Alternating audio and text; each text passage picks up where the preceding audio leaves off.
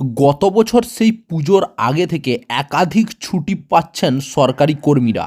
এদিকে নতুন বছরের শুরুতেই থাকছে নতুন ছুটি। আসন্ন ফেব্রুয়ারি মাসে টানা দুদিন বন্ধ থাকছে স্কুল, কলেজ, বিশ্ববিদ্যালয়। আগামী শিক্ষাবর্ষে কোন কোন দিন স্কুল, কলেজ সহ অন্যান্য শিক্ষা প্রতিষ্ঠান ছুটি থাকবে সেই তালিকা আগেই প্রকাশ করেছে মধ্যশিক্ষা পর্ষদ।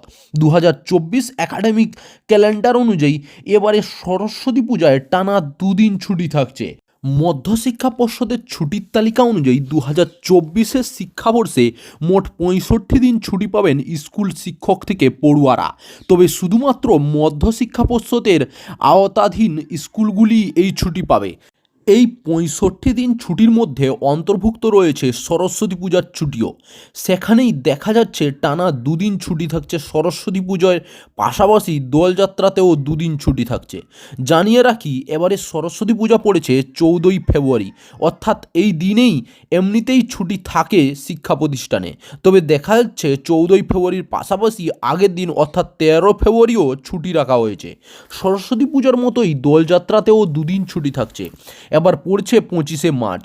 25শে মার্চ সোমবার, তার আগের দিন রবিবার, এমনিতেই শিক্ষা প্রতিষ্ঠানগুলো ছুটি থাকবে।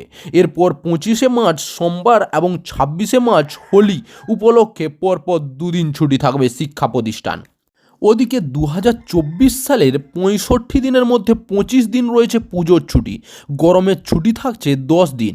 পুজোর ছুটিতে থাকছে মহালয়া 2 অক্টোবর বুধবার, দুর্গাপূজা সপ্তমী 10 অক্টোবর, দুর্গাপূজা অষ্টমী নবমী 11ই অক্টোবর, দুর্গাপূজা দশমী 12ই অক্টোবর শনিবার, লক্ষ্মী পূজা 16ই অক্টোবর বুধবার, কালী পূজা 31 অক্টোবর বৃহস্পতি। চাকরির খবর থেকে শুরু করে নিয়োগের খবর থেকে শুরু করে ঝড় ঝঞ্ঝা, দেশ বিদেশ, রাজ্য, জেলা এবং আপনার শহরের খবর একটা চ্যানেল আমাদের newsbangla.com সবার আগে আপনারা পেয়ে যাবেন। তাই চ্যানেলটাকে অতি অবশ্যই সাবস্ক্রাইব করে পাশ থেকে বেল আইকনটা ক্লিক করে অল নোটিফিকেশান অন করে রাখুন। জয় হিন্দ, জয় ভারত।